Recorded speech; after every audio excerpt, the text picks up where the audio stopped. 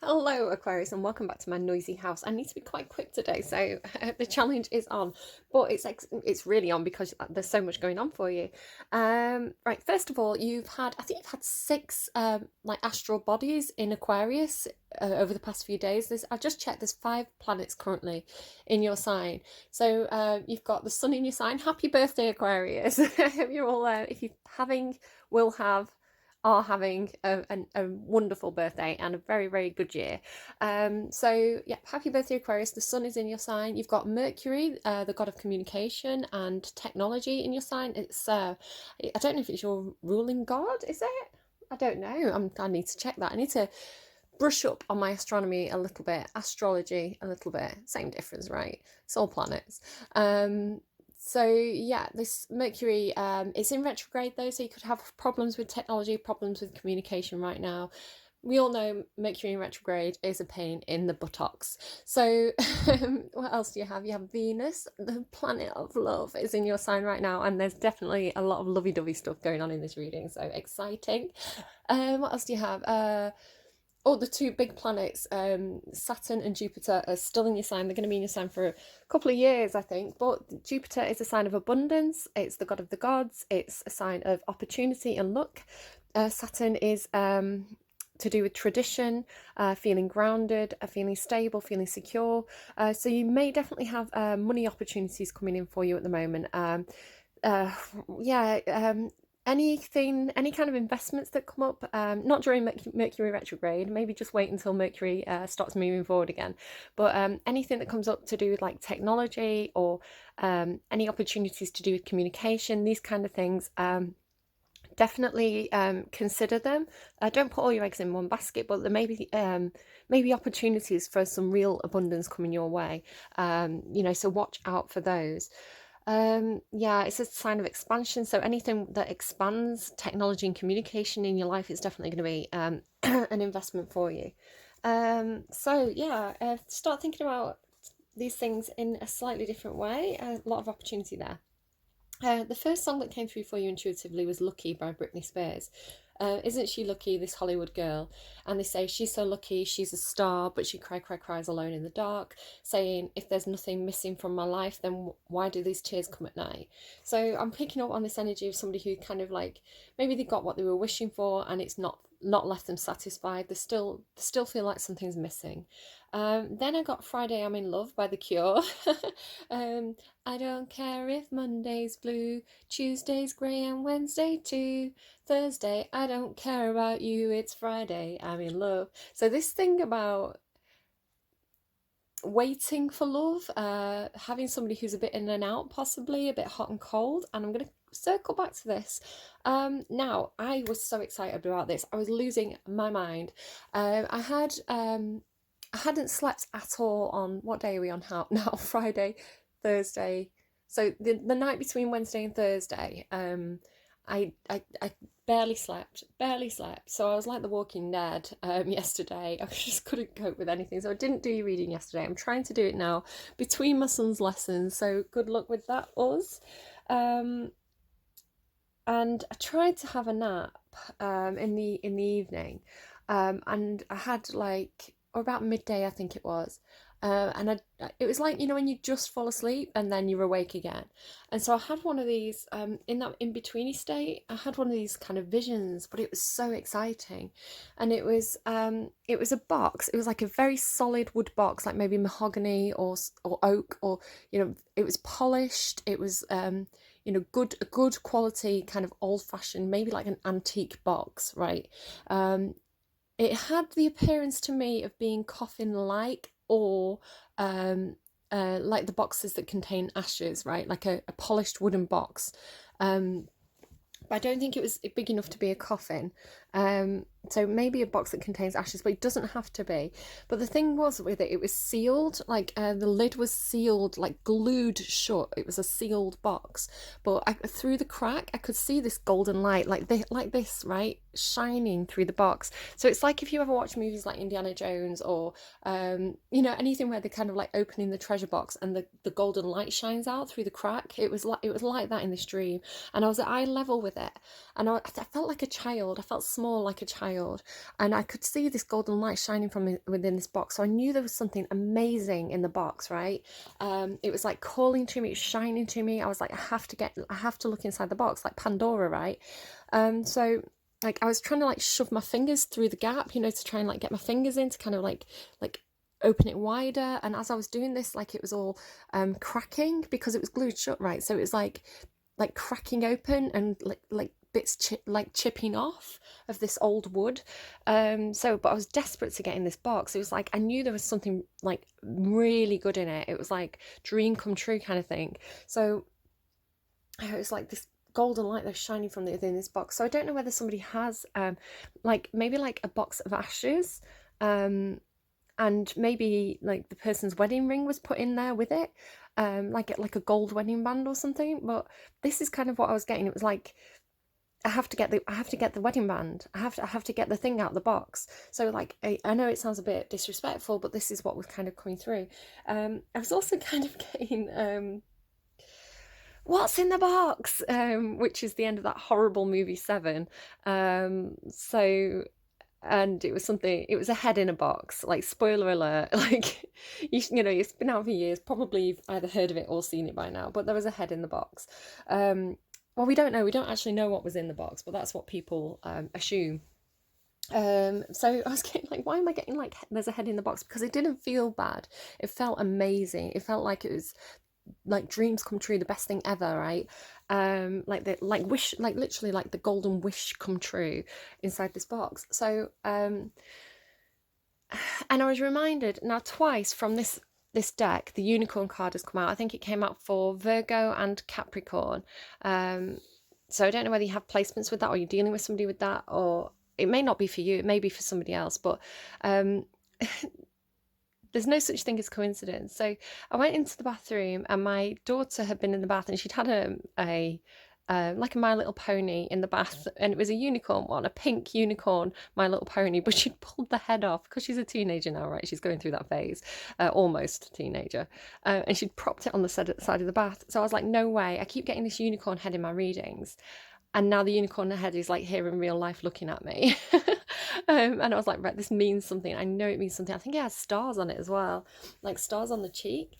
So it sounds creepy, right? Because it's a head. But then I was like, what is this? What is this unicorn head? It was driving me crazy.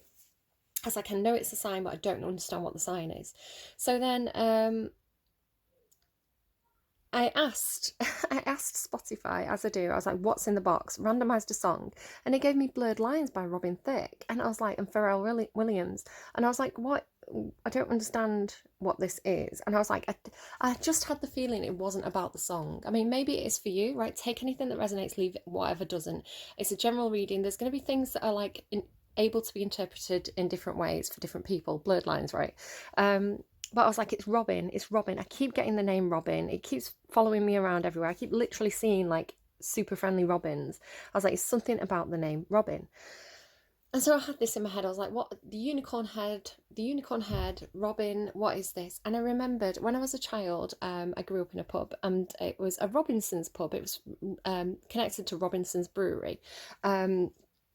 And the symbol for Robinson's Brewery is literally a unicorn. Sometimes it's a full unicorn, sometimes it's a unicorn head. So I had the visual. They showed me an image of an ashtray from when people used to smoke in pubs. And yeah, in the middle of it was this unicorn head. And I was like, it's Robinson's. Because it clicked. I was like, the name Robin, it made the connection, right? The unicorn head and the name Robin that it was trying to give me. So it was like they were desperately trying to give me whatever way they could Robinsons. So I don't know if you're dealing with somebody called, and I'm getting the name Peter. I had this weeks ago when I saw a Robin. I was getting the name Peter Robin, and I was thinking it was like Christopher Robin. I don't know if it's from a nursery rhyme. I don't know, but Peter Robin. So I've now got Peter Robinson. So I don't know if it's Peter Robinson. Maybe your name's Peter Robinson. Maybe you know someone called Peter Robinson. Maybe it's just for one person, right? Peter Robinson. There is a Peter Robinson connected to Robinson's Brewery. I kind of googled the name and looked into it a little bit. There was, I think you had something about RAF pilots or fighter pilots in your last reading. There was a pirate pilot during World War II, I think it was, who was called Peter Robinson, who worked for the RAF. So I don't know if you're related to that person. there's a Peter Robinson who's a crime writer, which are connected to that 7 thing, right? So take it as it resonates, leave it if it doesn't. It's a very common name, it could be anyone's name. But either Peter Robinson, Peter Robin's son, so the son of Peter Robin, or there was another way I could do it. Peter Robin's son. So take it any way that it resonates and leave it if it doesn't. It's something for somebody. And it was like a light bulb moment when I finally got it as well. So with these cards here, these cards all represent Aquarius for me. Traditionally, you are the Star card. Traditionally, you're the Hangman card. And I also see kind of King of Swords as kind of Aquarian energy as well, because you kind of... Aquarians, you do tend to be quite mature, quite analytical. So you can maybe hear my kids having a bit of an argument there in the background. So I was looking at these cards and I was like, he looks like he's got the sword raised, right? So he's ready to communicate, he's ready to take action, but he kind of doesn't look like he's about to leap out of that chair. He kind of looks like he's been sitting there for a while. He's like sat there ready, but he's getting a bit bored. So he, she, they, take it as it resonates, doesn't have to be a specific gender. But I'm getting this as maybe your energy or maybe you're someone you're dealing with. So there's this need to be patient or like hanging around. It's like I'm ready to take action, but I'm still having to wait. I'm still stuck here, or the other person's kind of dragging the feet. They're taking the time in this situation. It's almost like he's ready to like cut this person down from this tree, right? It's like, but it's just like a hold up or like feeling ready, but there's been a hold up. You're getting a bit fed up with the situation. So then you've got this star card. So what this is telling me is like, make hay while the sun shines, something like that. It's like, well, I can't take the action I need to take right now probably because of COVID and lockdown restrictions and things. We're all kind of like stuck, not being able to do what we want to do. So it's like, well, I'm gonna do something else while I'm waiting. I'm gonna heal. I'm gonna do some inner work. I'm gonna make plans for my dreams and wishes. I'm gonna, excuse me a second. Okay, so yeah, or it's like maybe like you're doing some gardening or you're having a bath. It's like, right, well, if I've got to wait, if I've got to be patient, if I've got to hang around, I may as well do something productive. There's no point sitting here with my sword up. I'm just going to get an achy arm, right? So I'm just going to, I'm going to go and do something else. I'm going to kind of try and take my mind off it, or just be productive in this energy. That's kind of what's coming through there.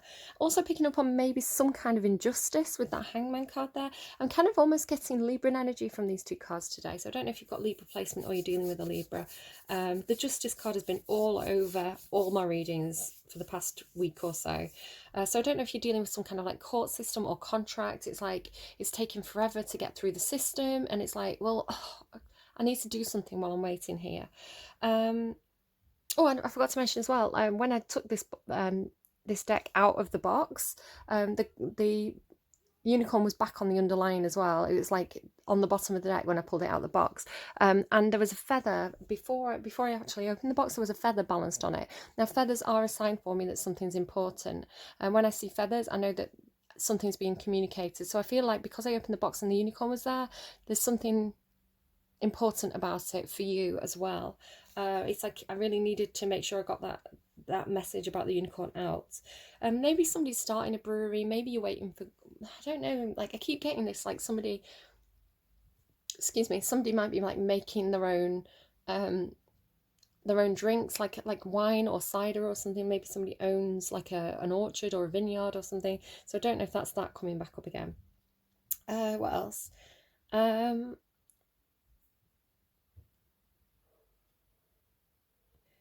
I got the song Happiness is a Butterfly by Lana Del Rey. I'm getting a lot of Lana Del Rey at the moment as well. It's like high capacity Lana Del Rey songs. So Happiness is a Butterfly. It's interesting that he does have a butterfly. Normally, yeah, there it is at the top of the chair. So transformation. So happiness requires some sort of change is what I'm getting here. And then I kept on getting... as I was kind of looking at these, I was getting, I thought it was Happiness is a Butterfly because it's another Lana Del Rey song, but it took me a minute to think and I was like, no, it's a different song. It's actually Love Song by Lana Del Rey. I'd like to think that you would stick around, right? Stick around, hang around. I'd like to think that you would hang around, be my once in a lifetime. Yeah. So I don't know if this is love for somebody. It's definitely love for someone, maybe not all of you. So if this isn't your thing, skip to the card reading. There's a timestamp down below in the description box. There could be something else when I start to pull cards. But for somebody, there's some kind of love situation here. It's like I'd like to think that you'd stick around, but I feel like there's delays with it, or there's like a miscommunication. Again, Mercury in retrograde. But then I got Love Story by Taylor Swift. Now she's just re-released this. She's re-released an album of like her version of songs, and I went and listened to it, but it sounded the same, so I don't know what the difference was to me. But yeah, Love Story by Taylor Swift. I love that song, and it is a real Romeo and Juliet story. But what kind of jumped out to me from that was the Scarlet Letter. I was your Scarlet Letter, right? So the Scarlet Letter refers to a play, and I've forgotten the name of it, or a book. But it's a bit like well, if you're going to call me the bad guy, I'll be the bad guy kind of thing. It's like I think in the original story, like a woman has an affair and she has to wear a scarlet letter, and it's like everybody shames her. But in the movie, Easy A, she kind of turns it on her head, and she's like, right, well, if I'm going to be the villain in this situation, I'm going to play the role as a villain. I'm going to kind of make the best of a bad situation. I'm going to play into it. So there could be something like that going on for you. Or it's just like a relationship where there's going to be a major change, because if you go for this, it's going to be like it's going to be controversial. It's like not a usual romance, perhaps. So what have I got here? Tired of waiting, my faith in you was fading, right? I feel like this is what's happening. He's like sat there waiting, right? Knows he wants to communicate, knows to take action, but the other person's taking a long time, or there's something that's like not clear, or my faith in you is fading. Now I just watched the Great Gatsby as well yesterday when I couldn't sleep, and I was like, I finished watching Gatsby, the one with Leonardo DiCaprio, and they had the same situation. I don't want to do too many spoilers, so it's kind of at the start of the film, but they had this kind of Romeo and Juliet romance. He was acting like a prince when he wasn't really, or not prince, but he was acting like he had money when he didn't really have money, very similar to Romeo and Juliet. And kind of sneaks into a party, but they do fall in love, and it is like true love to them, right? Dreams come true, wishes come true, but he has to leave, and he takes his time coming back, and so she ends up marrying somebody else. But the reason why he's gone away is because he wants to build up some money. He wants to give her a comfortable life. So I feel like this could be what's happening here for you. Something like this. It's like, again, it doesn't have to be romance, but it's like you're getting tired of waiting, or someone's getting tired of waiting in the situation. The other person's kind of dragging their feet, taking a long time. The hope, the faith is fading. But like that person's doing something, and you may not know what they're doing, but they're taking the time for a reason. They've got something to clear up, it may be that they're doing some like inner work, some healing from a past situation, but there's something. So don't give up hope. So with that box, right, like I have to know what's in the box, with the light shining through it, the kind of Pandora's box feel of it. The story of the Pandora's box is that she does open the box because she's curious, and all the kind of strife and horrible things fly out into the world, and so she shuts the box, but what's left inside is hope. So hope is still in the box. Now this came out for somebody, and I can't remember who it was. I thought it was you, but then I looked back at your reading, it wasn't your reading. But for somebody, there was like, I was getting the words hope in a box, hope in the box, hope in the box.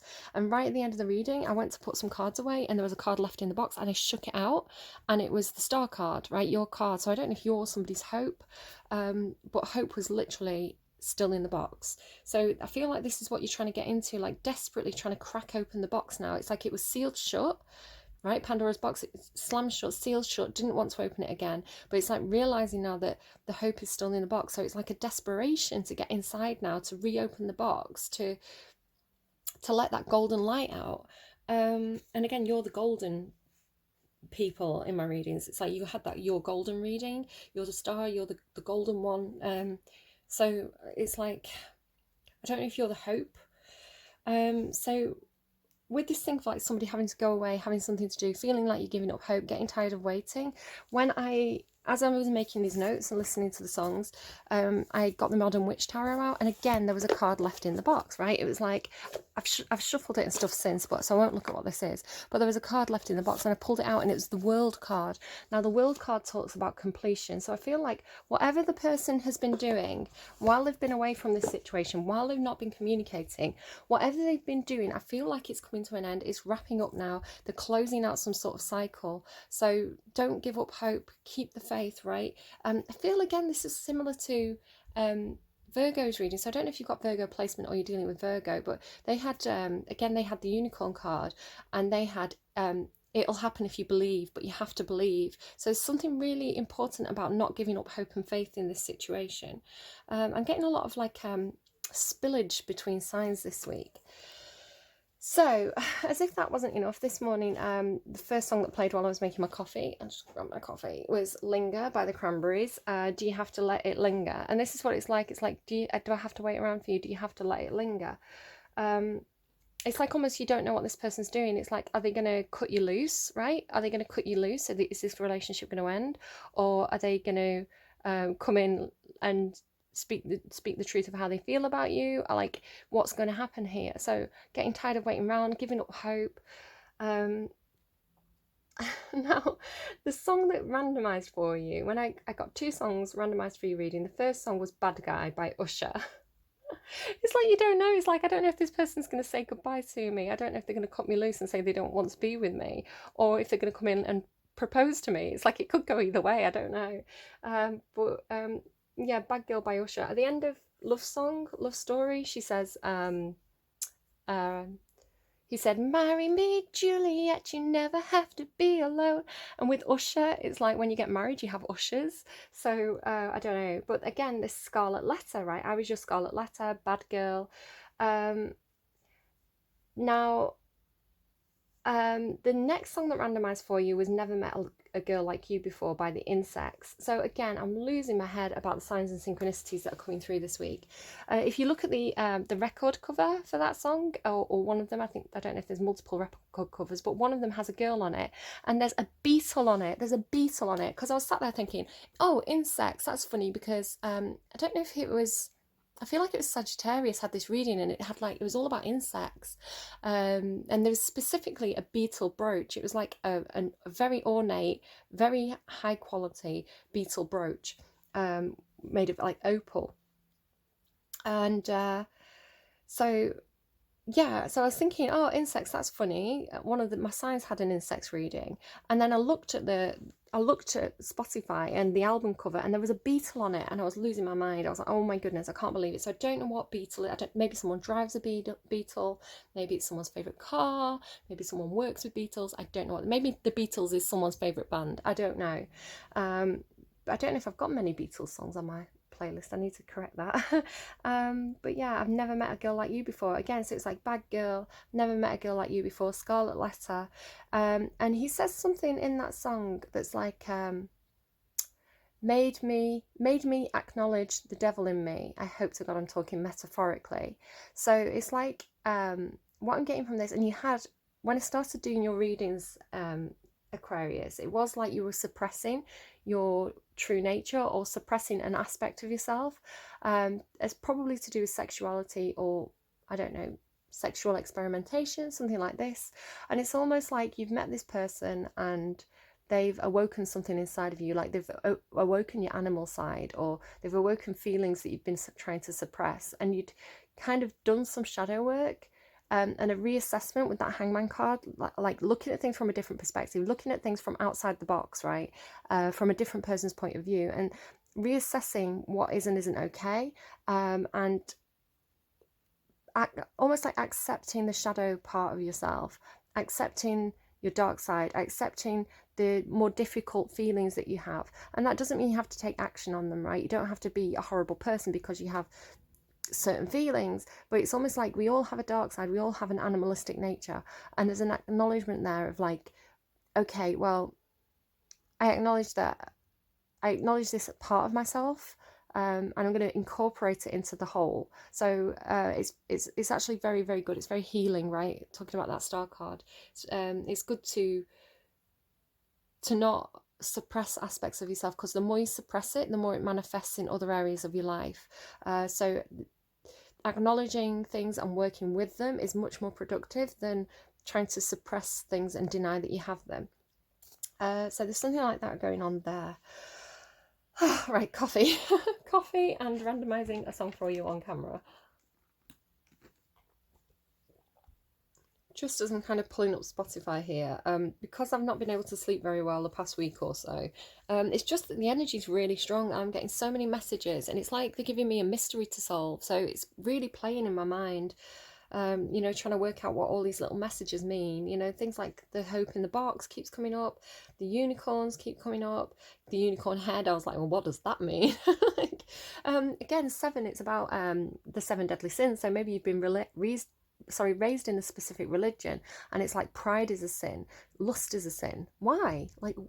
Like it's part of our nature as a human, and like if we are created by God, then that is, you know, like, and we're aiming to be whole, then is the scary thing is when you let it rule you, you know, when you let it, when you succumb to darker emotions, when things get too much and they start to rule you. But having a little bit of everything in and learning to work with it is actually much healthier. So it's like, you know, what's wrong with having pride? If you've done a job and you've done it well, you should be proud of yourself. Don't let people teach you that you should be ashamed. Like, why would you not like, yes, you can be humble, but also sometimes you have to toot your own horns. Lol. You have to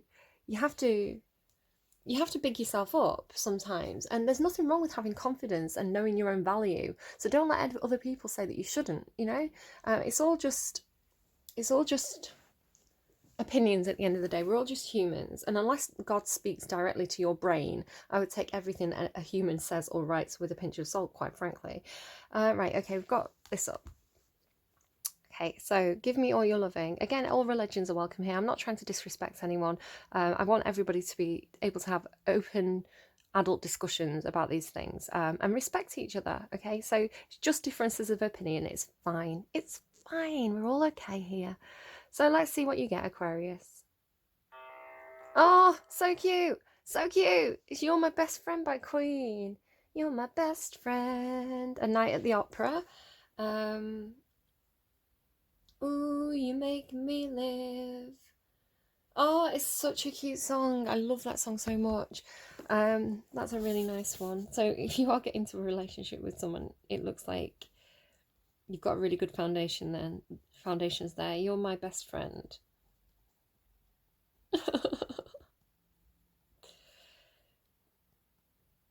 I love it. Right, okay. So let's pull you some cards. I've already done all my little mantras and tuned in, so I'm going to bob those up there. Oh, just to say as well, look who's here. I was like, when I pulled this deck out, no, I actually pulled the deck out, I shuffled and I glanced and it was the Emperor. And I think I was thinking about something like,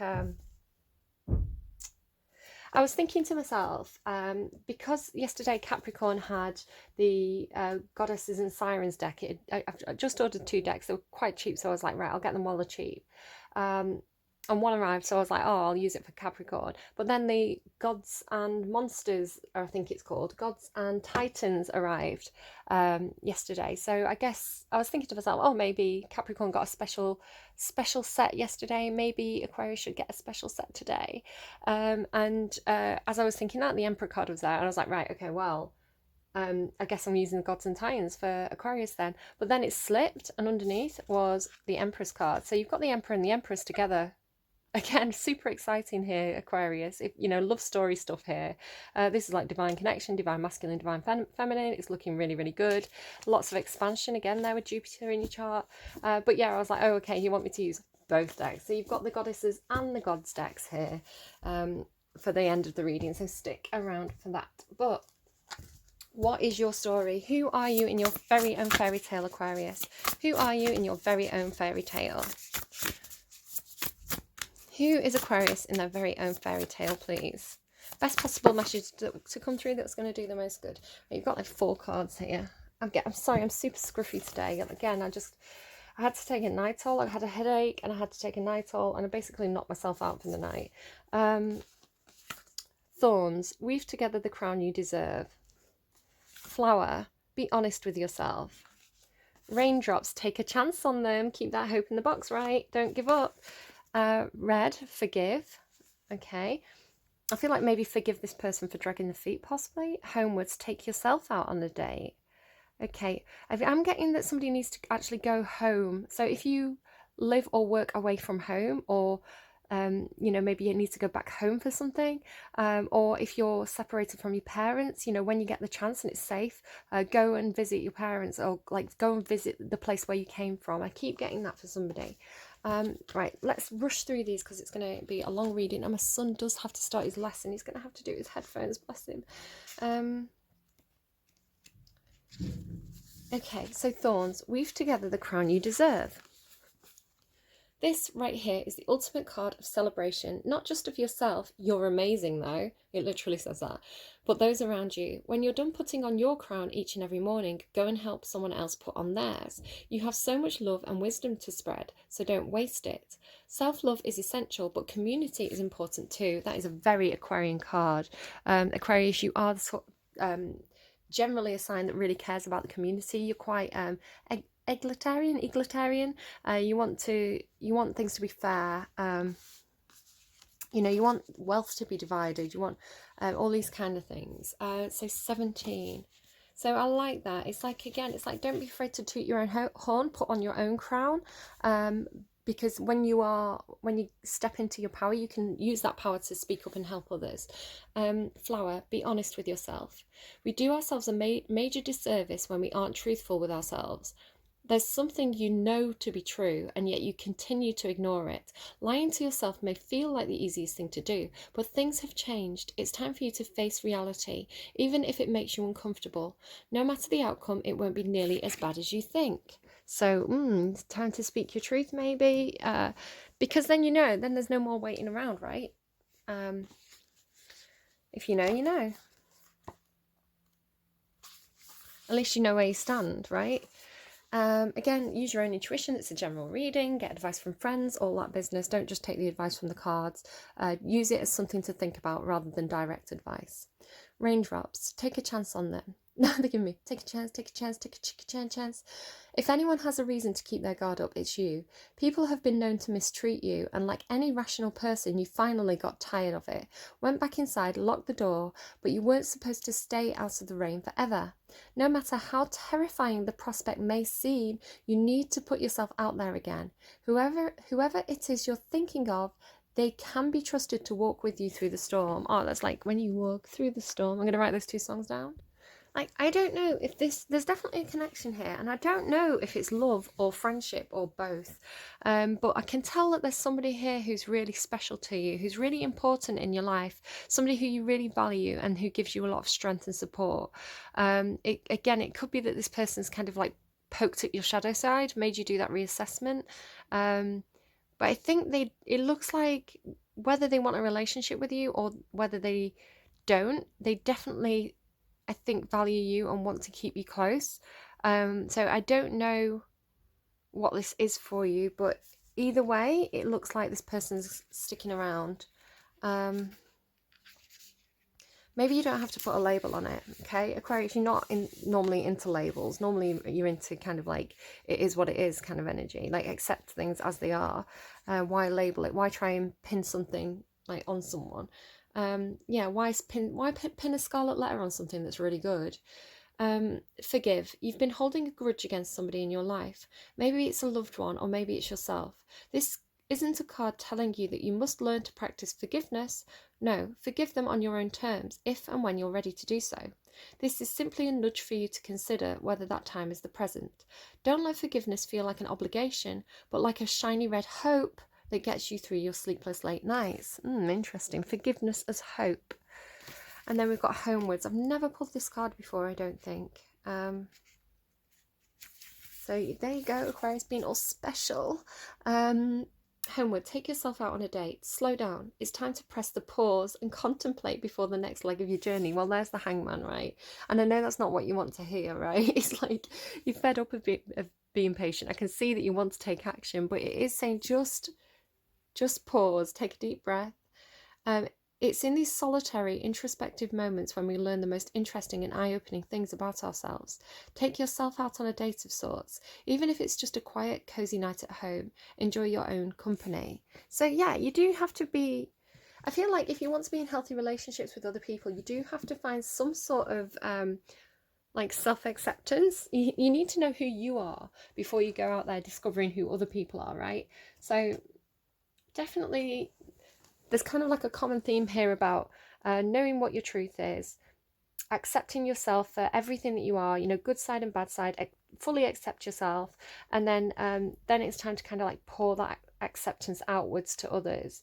But yeah, it's definitely a nice connection here. And I'm noticing the kind of children on the card as well. So friendship, community, maybe this is like what you're trying to build, like a support network.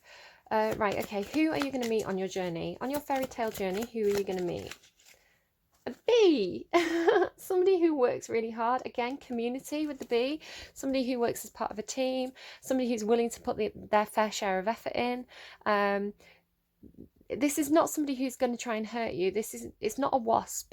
Wasps will sting because they're vengeful little buggers. Bees only sting if they feel threatened and like they've got no other choice, because a bee will die when it stings you. So lovely big fat bumblebees, again insects. I saw wasps and bees at the start of, I think it's Sagittarius's reading again with the beetle. So beetle, right? Something going on there. There's no such thing as coincidence. So you know, actually they're really, really sweet. They're really, really friendly. I saw a lovely tweet by the dodo this week where there was a lady who'd found a bee in her garden and it had lost its wings. So she brought it inside and she looked after it, and she was like a friend and a companion to it. And it only lasted a few days. You know, insects, they've got a very fast life cycle. But you know, it's crawling over her hand, not hurting her at all. This big, lovely, fat, fluffy thing, very, very gentle, very loving. And she actually bonded with this bee. The bee would eagerly climb onto her hand, and it would actually curl up and go to sleep in her hand. So again, maybe this scarlet letter thing. Some people are frightened of bees. Some people think, oh my god, it's going to sting me. No, bees are not going to sting you. When I was a little girl, and I was 6 or younger, because I was still in my first house, there was a bee in my paddling pool. It was floating in my paddling pool, and so I scooped it up in my hands like this, and I let the water drain. I was a very smart 6-year-old. I let that. I was younger than 6, I think, but I had it like this, and I let the water drain through my hands, but the bee was still in my hand. This big soggy wet fluffy bee, right? And I put it on the fence, like gently put it on the fence. And I watched it and I waited, and eventually it did come back to life and flew away.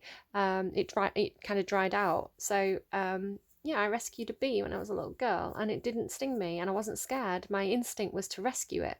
My instinct wasn't, oh no, this might sting me. My instinct was, oh no, there's a bee that's drowning, poor thing, I hope I can rescue it. So something there in that little story. So this is somebody who could need... They may need rescuing in some way. They may need your support, your assistance. They may need you to extend a hand to them. But they're hardworking, and they're not trying to hurt you, and they want to be part of your team, I feel. That's what I'm getting from the bee there. Vulture. Oh, watch out for the vulture, though. I don't know who that is. We'll just put that face down. We don't want to know about the vulture. So, again, I'm so sorry, but I'm very scruffy today. Full trash rally mode. Right. So the journey, Aquarius's journey, please. I'm actually going to stop and restart. Okay, Aquarius's journey, please. I just saw the lover card. Oh, there it is. It did actually want to come out. So the lover and the king. Yeah, somebody's making an offer here. Somebody wants to make an offer. It's a love story, baby, just say yes. Me completely ruining Taylor Swift's song there. That's like probably my favourite Taylor Swift song. I'm such a soppy bugger. Met you on the outskirts of town, and you said, Romeo. Okay. I grew up watching things like West Side Story, and I'm just so soppy. A sucker for a good love story.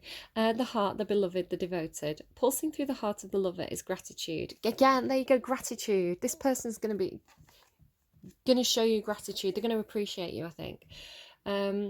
The lover appreciates and experiences the world through the senses, reveling in beauty, song, art, music, and sense and sensuality. That almost gave me sense and sensibility then, so I don't know if that's anything for anyone. This energy awakens at the tip of our tongue when we taste the sweetness of honey, kiss a lover, or speak gentle words to a child. The lover lingers in foreplay, aroused not by the getting there, but by the slow merging of self and other. This energy is usually experienced for short periods of time, as in order to feel it, we must be fully present and awake, with no expectations or rules about what should be. There you go, no expectations or rules about what should be. I said that. Rather, the lover is in awe of what the world presents, reveling in the glorious details, grateful to savour every last drop of life's offerings. When light, connection, expansion, devotion, and awe. When dark, indulgence, attachment, and obsession. Go deeper, contemplate Aphrodite, Krishna, and Radha. When you hold someone's gaze for several moments, you'll feel the lover within you awaken. It's common to seek the lover in another. The true gift is finding the lover in yourself. Aquarius, love yourself first. The lover archetype is present everywhere, not just when conventional forms of pleasure and beauty are found. The lover's awe is unconditional. Okay, so we're talking unconditional love, like the purest, best form of love, and it doesn't necessarily have to be a literal lover, although that is indicated here. It's shared, it's loving yourself first and then sharing that love with others, and it doesn't necessarily mean sex, right? It means connection and seeing the worth in each other, I think. So the king, somebody had the King with the Ring reading a while back. I can't remember who that was, but I remember the King and the Ring came out. It's like, I don't know if it's the King in the Ring or the King and the Ring, but that's kind of playing in my head right now, the King in the Ring. Right, okay. It's just me being soppy because of that Taylor Swift song. The ruler, the commander, the emperor. Oh, the emperor's back, right? If our lives are imagined as a kingdom containing the entire spectrum of if our lives are imagined as a kingdom containing the entire spectrum of human experience, the king presides over all of it. Through the lens of the king, we assess the state of our land, make decisions, and rule accordingly. Therefore, the king must be thoroughly and regularly vetted so as to avoid corruption. Recognize the dual nature of the king. He is either seated in benevolence and strength, guiding you towards peace, or he is oppressing the weak out of a need to control. That would not be Aquarius.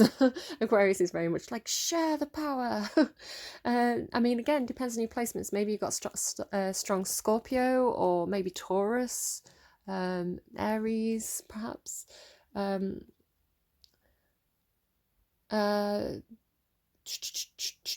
is not much middle ground. Some think of the king as the ultimate expression of the ego, yet the great kings of mythology and history serve from an egoless place. I was getting like Legolas from that then. They take their throne with grace and humility, knowing the divine uses them as a channel to heal the deep and long-standing discrepancies in the kingdom, if I can get my words out. When light, benevolence, divine leadership, service and nobility. When dark, oppression, misuse of power and corruption. Go deeper, the Dalai Lama, Indra, Richard III and Macbeth. The king is necessary. He is a bridge between the eternal and the day-to-day. It is also said that it is necessary for the king to die. This is a death of ego. Once the king's relationship to divinity is broken or challenged, he often acts from a place of fear, scrambling to uphold his image and power. So I don't know if you're dealing with someone like this, but I think look at them both having a pearl. Look, they've both got a pearl. So I don't know, I really feel like someone's gifting something to somebody else, right? It could be wisdom, a pearl of wisdom. I feel like you're the king, though. I feel like, again, he, she, they, however you identify, it's like that you are deserving of some kind of authority, some kind of seat of power, and I feel like you have something to give to this bee who's in need. So the king then, I'm British. I studied Shakespeare. I've studied the early history of Rome. So I've done a lot of work with the idea of kingship, the idea of like the right to rule, and changes and shifts between kings and democracies and empires and the different types of political systems. So obviously I do have a queen, the Queen of England, Victoria II. I also have a parliament. There's a lot of problems with the parliament. There's no perfect system for me. For me, every single system has an ideal and where it could run beautifully, and it has flaws where people misuse the system. So for me, it's not like democracy is better than a kingdom or an empire. Well, empires are kind of a bit dodgy because they do the expansion thing, but yeah, there's no difference for me between a democracy or a king. It just depends on if it's good people or bad people who hold the power, right? So you could look at in Macbeth. Macbeth is obviously a very corrupt king, and he takes over from, is it King Duncan in Macbeth, who is he's a kind of a very diplomatic king. He's presented as being a very good king. Macbeth goes ahead and murders him, and you have things like the Golden Age, the early history of Rome, which I love. Is kind of like one of my specialisms, which, don't question me on things because I've got a memory like a sieve, but there was like the early kings of Rome. You have ones who are quite warmongering. I think the first king was Romulus, who was okay, Aquarius. The universe just saved you from 5 minutes of me waffling about the early history of Rome and Shakespeare and British history. My video cut out, and it's actually been about an hour because my son had to do his Google Classroom. So again, going back to what I was talking about up here with like not hanging around, yeah, like you can't do what you need to do, you can't take the action you want to take. So there's this hanging around. So it's like about making the use of your time, about being productive when you're waiting, like productive waiting. I like that as a phrase. So I actually ended up, I was like, what do I do for an hour while he's in Google Classroom? And I actually ended up painting my radiator and like going over some of the skirting boards and things like that. So and then I made him his sandwiches. So yeah, I was very productive while waiting to continue this reading. And it's not ideal for me to have such a big break in between, but we've got to do what we've got to do, right? Lockdown is a thing. We're all just doing the best we can. So yeah, being productive while waiting. I also watched a tarot card reader called Halo Moon Tarot. Now, my two favourite tarot card readers, Awakening to Spirit and Sand Tarot, are both having a bit of a downtime, so I'm really missing their videos. So if you also watch them and you're looking for other tarot card readers, I like Halo Moon Tarot. She tends to do love readings if you're into that, and I am, because like, if you've not noticed already, I'm a sucker for a Romeo and Juliet story. And also Regretless Life Tarot. She's good as well. If you like my random singing halfway through the reading, she does that as well. So yeah, a couple of people for you to check out there if you're looking for other readers. So what I was saying here, what I'm kind of getting is that I feel like you're in some kind of position of responsibility, or you're in some kind of... You've got some kind of level of responsibility for others. So I was talking about the difference between like democracy and a kingdom, and sort of saying like it doesn't matter what political system you've got going, as long as the people in power are kind of responsible. So early English kings used to have a duty of care to the people. It was a position of responsibility. They were kind of, I was talking about having like an ego, pride, and humility, and being humble. And it's the same kind of thing. It's not like, oh, I'm the king, I'm the boss, I'm the best ever, give me a gold crown. It's like I've been... This position of responsibility has been bestowed upon me. Some men have greatness thrust upon them, right? So I have this position of responsibility for other people. I'm in a position where I can help other people. I need to make sure that my kingdom, whatever that is for you, whether it's like your community, your family, your friendship circle, your job, whatever it is, it's like I have a position of responsibility where I can make people's lives better. I have the ability to give and receive, right? So something there where I feel like there's somebody who's working hard in your community who needs some kind of support. They're not out to sting you. Something like this. As also, just to kind of say, the song that randomised for you, You're My Best Friend, I really wanted to listen to it. So I was listening to that as I was painting my radiator, feeling like... what's her name? Drew Barrymore in 50 First Dates, where she's like singing and painting. So I was listening to You're My Best Friend because it's such a sweet song. And then I was like, I want a clarifier for this. So I was like, can the next song be a clarifier for You're My Best Friend by Queen? And I got I Believe in You by Michael Bublé, which again is a really, really sweet song. So I don't know what's going on here, but there's a definite, extremely sweet connection. And it's like, whether or not you're going to be lovers, I don't know, but you're definitely best friends. It's like really seeing the value in each other. It's a very nice connection. So it's almost like, maybe if you're not sure what your relationship is with this person, maybe start out by being friends and be like, look, we're going to put a label on this. You know, maybe labels are tricky, but we're going to put a label on this. We're going to say we're really good friends. And we're going to spend some time together. And if it develops into something more, then brilliant. But for now, we're just going to say we're best friends. Maybe that's the course you need to take. I don't know. And that's not to say that you're being friend zoned in any way. It's just allow this relationship to be beautiful because it looks beautiful, and allow it to develop naturally into something else rather than trying to force it to fit a box, possibly. I mean, I don't know. Maybe this person's waiting for you to make a solid commitment. I don't know. You know your situation best. Okay, so sorry, that Halo Moon Tarot reading is confused me. Right, okay. So who is Aquarius, please? We're back to Aquarius. Who is Aquarius? So I'm just looking at this and I'm remembering Enchanted, where she's like, fa la la la la, fa la la la la, fa la la la la la, and then all the birds and things like come and help her. The star, there you are, Aquarius. That's you, the star. So again, healing, it can be having some sort of hope or dream or wish. I'm really getting on to you holding on to some kind of wish. I'm hearing revive. So reviving some kind of wish. Like maybe you had some kind of like a childhood ideal of like the perfect relationship, or some childhood wish. Maybe you wanted to literally be a star, right? But I feel like you maybe put it away in a box. So it's almost like it's time to crack open the box. It's time to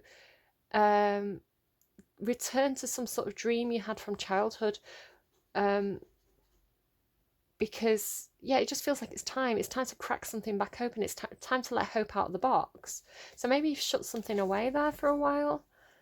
It's also because you are the star card, it's also about seeing the value in yourself, seeing all your good qualities, allowing yourself to accept some kind of, it's like you're being put into some kind of spotlight here, or a position where you're going to have a lot of eyes on you, and it's like allow yourself to be, it's almost like allow yourself to be lauded, allow yourself to be praised, let your good qualities shine, and let people admire you, let people raise you up. You had that interesting thing about the painting in your last reading, where it's like everybody bowing down and the ship was sailing on the backs of men.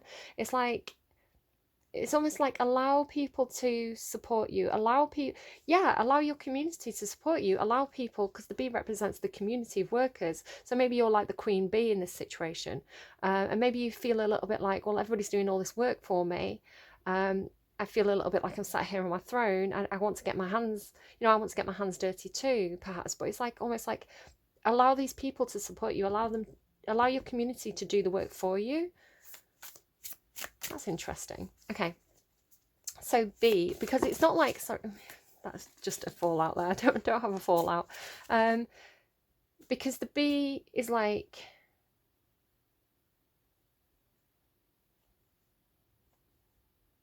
I forgot what I was going to say then. I'm getting something else now because I'm moving on to this B, working out who this B is. It's like this is your eye. It's like you've seen, okay, so you have a community of people who are supporting you, and you've got one person who's standing out in particular. Again, it could be a friendship group, it could be like somebody at your job, it's something, but it's like you've spotted somebody, and it's like you can see how hard they're working or how much support they've given you, and you want to reward them. It's like you want to give somebody a gift, possibly. B, tell me about B. The Magician, this keeps coming out. It's come out for like past 3 readings in the same position. So yeah, this person's manifesting something. They're manifesting some kind of dream or wish. Maybe they're really working really hard at what they do, at their hobby, or, it's like they're putting a lot of effort into something, And it's like you feel like this person should be rewarded for their efforts. They're trying to manifest something. They're trying to make something happen. They've got all the tools that they need. It's like they're trying to make some kind of wish a reality too. Or, do you know what it feels like? It feels like this person's trying to make your wish a reality.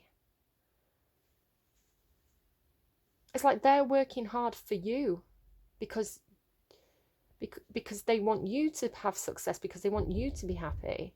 So they're working hard. I think someone's just knocked on my door. Hold on. Oh, talking about receiving a gift. I've just got something from Redbubble with my name on it, so I'm going to hold on to that. Right, okay, so yeah, like, it's like they've worked hard for you, so you want to reward them in some way. That's what I'm getting.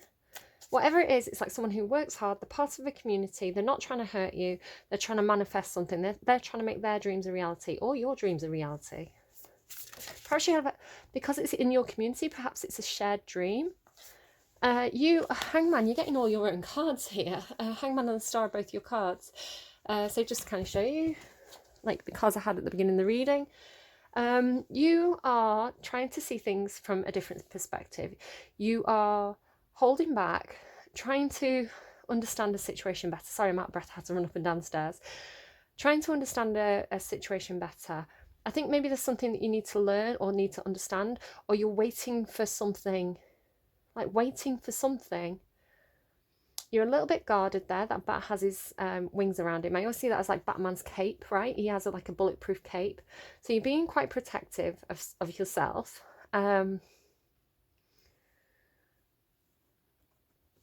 His eyes are glowing. So you may be trying to use your intuition here. I'm just thinking of how bats have like sonar. So they really do see differently. So maybe you see the world differently to the people around you. And I really feel like, again, it's like you've got your eyes on this person for some reason. But yeah, trying to see things from a different perspective. I'm getting like seeing red for some reason. I don't know why you're seeing red. We'll ask. Oh, the sun. You're seeing red because of the sun. So the sun is about, like, look here. Look at these cards, right? So the sun is about happiness, freedom, the freedom to be yourself, to be authentic, to be exactly who you are in the cold light of day, or the hot light of day in this case. So it's confidence, it's freedom, it's happiness, it's leadership, very Leo energy. So you've got the sun in your eyes here. It's almost like you're blinded by some sort of truth. And then he's got this. You see the sun shining behind this, and then the sun's shining behind this. There's this pearl that they've both got, and then the sun's behind here. So I don't know what this is for you, but it's like whatever it is, it's really good. Do you remember the story I told at the beginning where it's like I was opening Pandora's box? I was reopening Pandora's box, like re-looking at some kind of dream or wish that you'd had, and like I was prizing it open. I was really trying to get my hands in there to open it and see what was in this box. But all the while, this gold light was like shining out at me. It was like calling to me. I was like, I have to see what's in the box. It's something really good. It's like the sun is in the box. Oh, look at death underneath. The Chariot.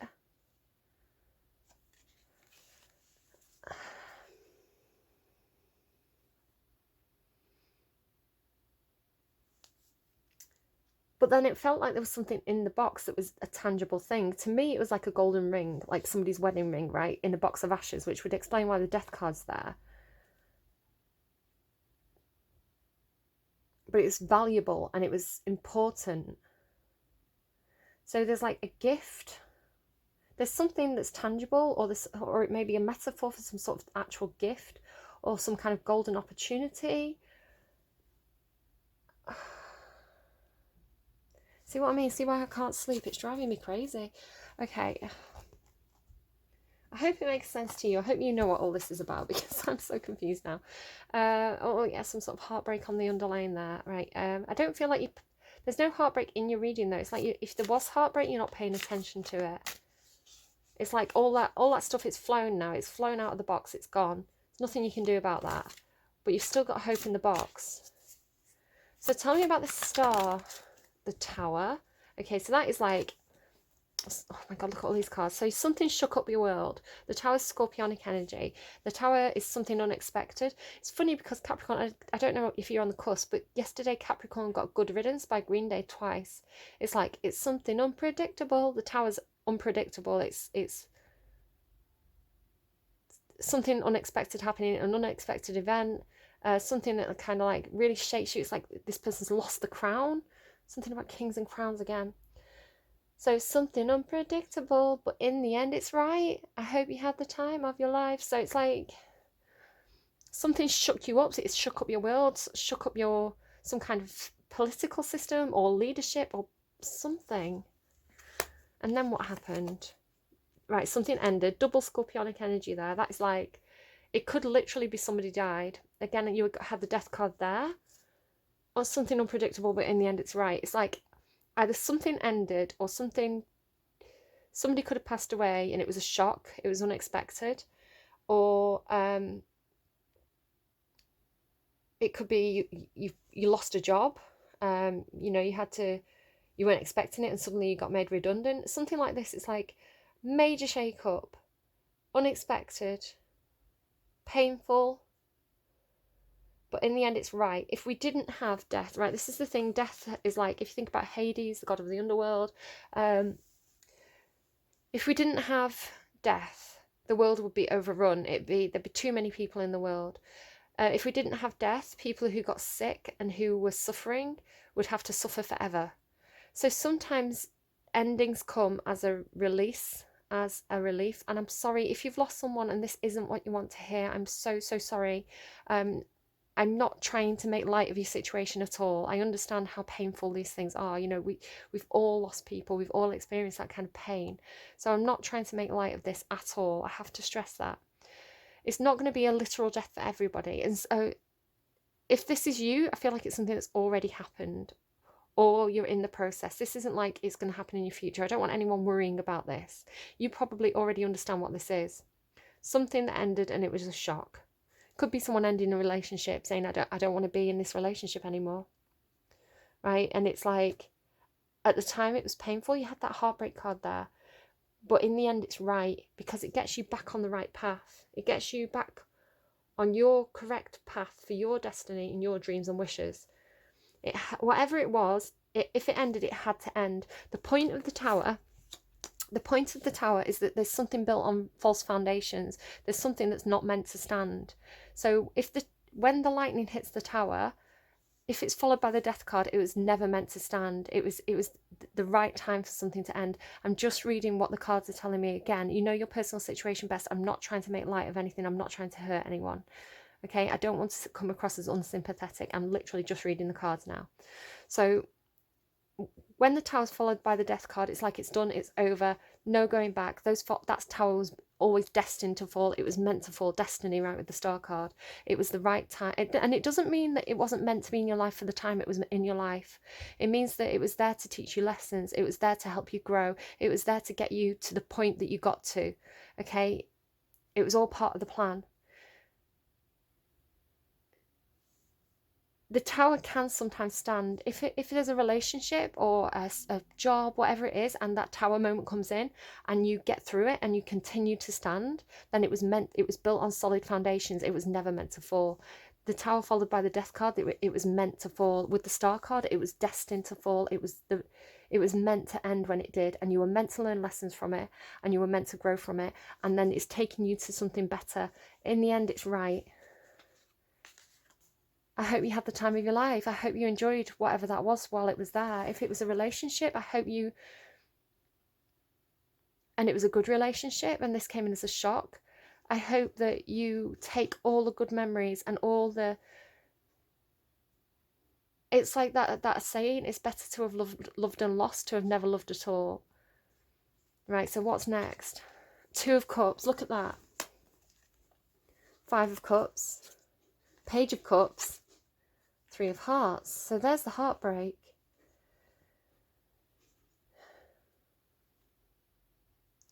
Be careful that whatever ended, that you don't allow the heartbreak of what ended to stop you experiencing the new. The 5 of Cups talks about crying over spilt milk. this person, right, the Two of Cups is an equal relationship, equal give and take, soulmate connection. Two people, it could be best friends, right? Two people who are destined to be together. It's like soul tribe. Like, doesn't necessarily mean love. It can be friendship. It can be mother-child. It can be co-workers. It can be anything. But it's two people who just get along really well. Sort of person who you just know what they're thinking, right? You don't even have to talk. You just know what they're thinking. You know, you find the same things funny, or you know that they'd find something funny, that kind of thing. It's like, you know this person. You just know them. You just click. But then there's this business here about you crying over whatever that situation was. Again, you could have lost someone. This person's all in black.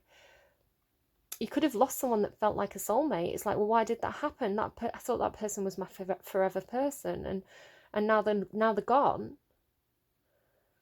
But the thing about this card is that there's two cups still standing. It's like you're crying over.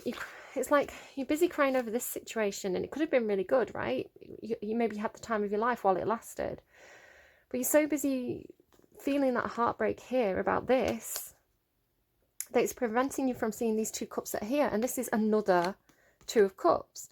And you might be, you know, it depends at what point you're in the process. You may be like, I don't want another relationship. That was my person and now they're gone. Why would I don't want anyone else. But while you're doing that, you're missing out on what this is. You're missing out on what's meant to be, and it's something really good. And then it's coming in with this Page of Cups. This person's like trying to come in to make an offer to you, or it could be somebody from the past who literally broke your heart. It could be somebody who left a relationship, who said, I don't want to be with you anymore, and they've gone, and it broke your heart, and then they're there trying to come back with an apology.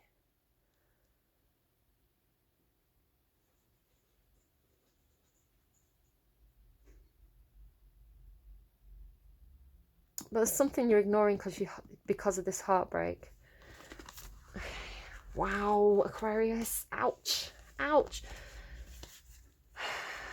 Okay, so tell me about the Bee and the Magician then. What's the Bee and the Magician?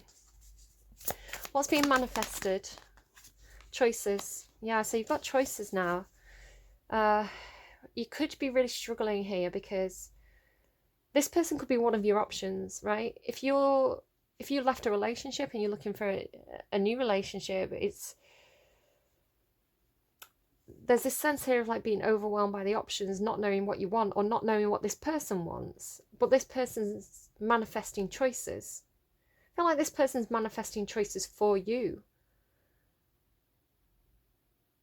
So there's this sense of like this person's working out what they want from relationships. It's like, do I want a relationship where I can make a load of money with this person? Do I want a relationship where there's going to be lots of drama? Do I want a relationship where it's all going to be about romance? Do I want a relationship where there's true love? Like, of course, go for true love, success, like glory, fame. Or you're looking at this person saying, I don't know what this person wants. Why, like, especially if you're coming across as the king. Am I still recording? Yes. Especially if you're coming across as the king. It's like, I know I've got stuff to give. I know my worth. I'm the king, right? In this situation, I'm the star. I'm the king. I'm golden. I'm Aquarius. I'm golden. So what does this person want from me? But they've caught your eye. Again, don't know if this is a friend, maybe somebody that you want to employ, right? It's like, what does this person want from me? Okay. So this explains now why you're so guarded, right? Why you've got your shield up, because you're scared of having that heartbreak again of the past.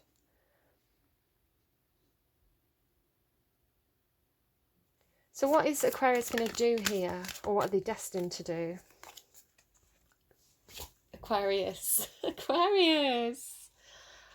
Oh my goodness. And now again, you could be he, she, or they. I keep showing up as Emperor energy at the moment. I identify as female, but I'm showing up in Emperor energy in my own readings. So it doesn't matter if you're she, he, or they. You're showing as a king, right? You're showing Aquarius as, and again, you're an air sign, but you're showing right now as the king of love.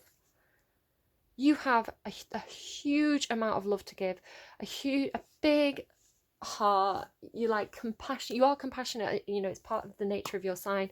Compassionate. Maybe you're on the border of Pisces as well, or you've got Pisces placement.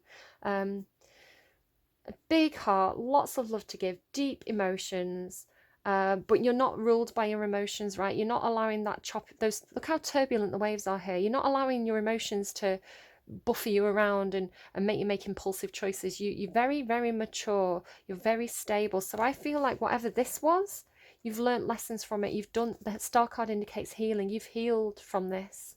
You've healed from this.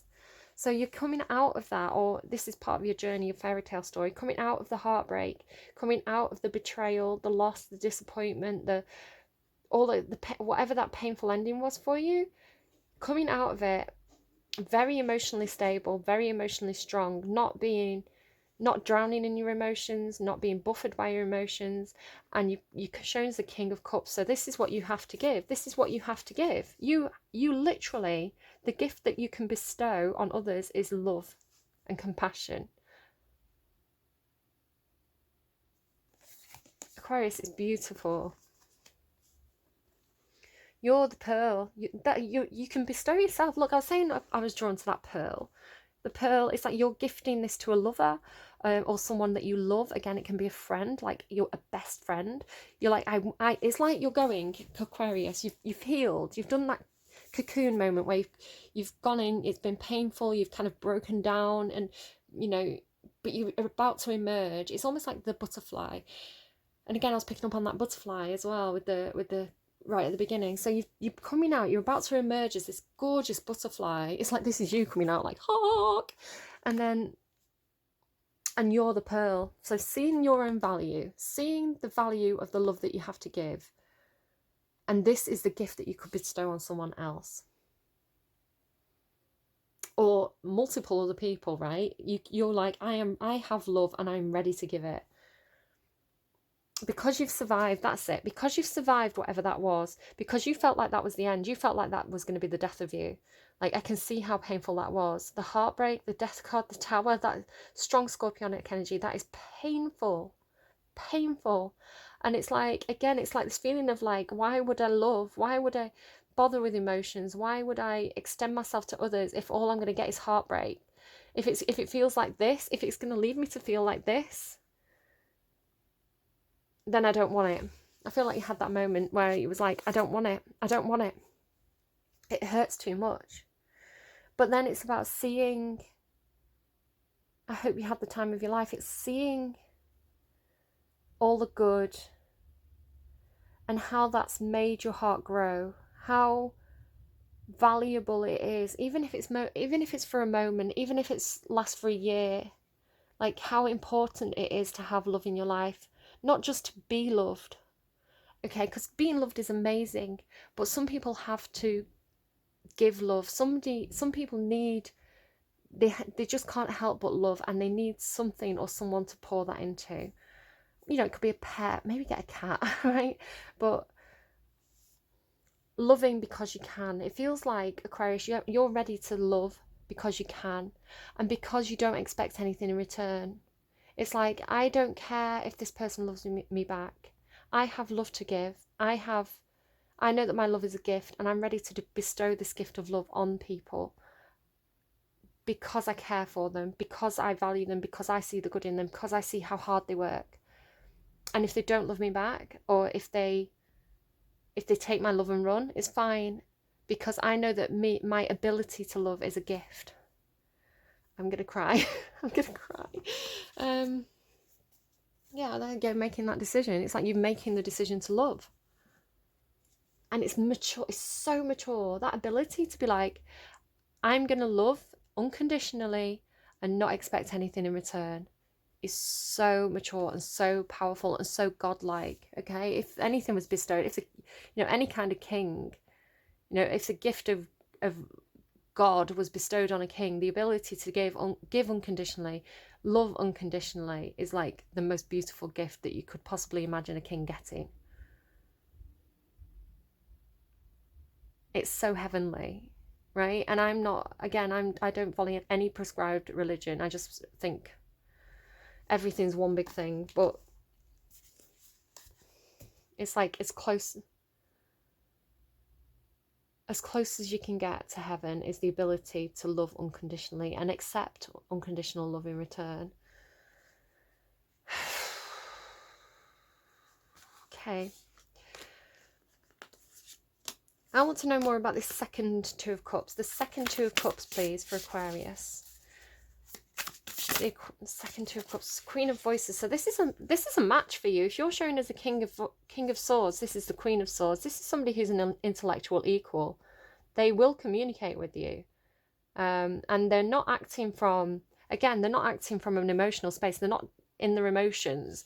They're acting from a very logical space. This is somebody who you could have a conversation with. This is someone who you could have a debate with. This is someone who you could have a proper discussion with while still understanding each other's points of view and not getting emotional about it, right? It's like you can have that debate, you can have that argument, but it's a logical argument where you respect each other and you're on the same wavelength, and you may not agree, but you understand each other. Hierophant, there you go, that's the God card. Could indicate somebody that could, this is traditional, right? So this is someone that you could go the distance with. This is somebody who you could build firm foundations with. Again, it doesn't have to necessarily be a lover, but this is somebody who's like, they're solid, they're grounded, they're coming from a tradition. They've got, it may be different traditional values, right? But they've got their own traditional values. They've got their own cultural beliefs, their own, and it's not imaginary. It's not like head in the clouds. This is like, to them, this, whatever this is logical to them. This makes sense to them. So I think that it feels like you've got from different backgrounds, different cultural backgrounds, where you've been raised with a different belief system, but you can debate about it. You can understand each other's point of view. Again, this Two of Cups, one of them's got a feet in the water and one of them's got a feet on the land. So it's, yeah, you've come from different backgrounds, different traditional beliefs, but you can communicate and you can understand, and you can see how their belief system is logical to them. So there's this mutual respect here. So Three of Inspiration, Three of Wands, making a decision. Oh my God, making a decision to commit. Worried about deception, or that there's a need to be a little bit sneaky here. Again, if you're going to propose to someone, you're going to be a bit sneaky. You're going to have to sneak away to buy the ring. Again, I don't want to get anyone's hopes up here because I keep talking about proposal, but literally is what I'm getting. But it's like,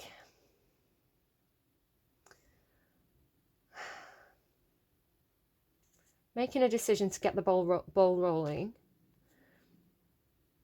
The King of Wands, taking action. Or this person is the King of Wands for you. They very passionate, very desirable, very confident, somebody who can take the lead, or it's you taking the lead.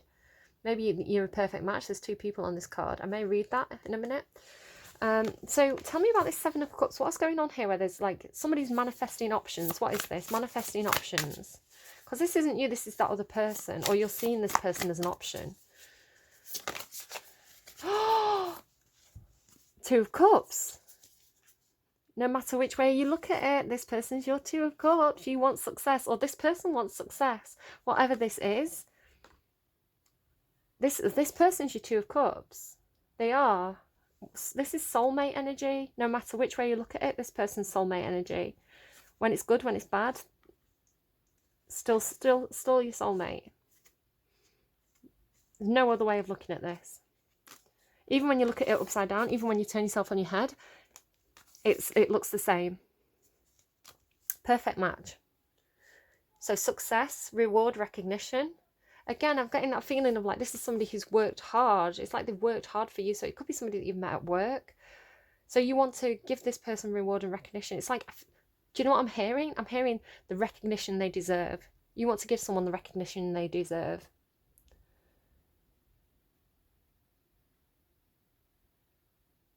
It's like you're going to shine the spotlight on this person because they've worked so hard. And I feel like they've worked really hard for you, and you're recognizing that. So again, it could be best friend. You could be going to this person saying, you are my best friend. Like, I can see that you've got my back. I can see that you've supported me through all this. I feel like this person could have literally been there through all this, or they've been there for you as you've got over it.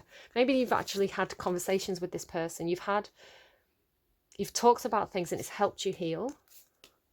It's like you're passionate again for something. It could be passionate for the work you do, the job you do, because of this person, because they've helped you get over that pain in your past.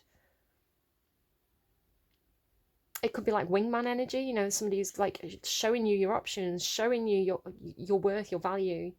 And so you want to return this.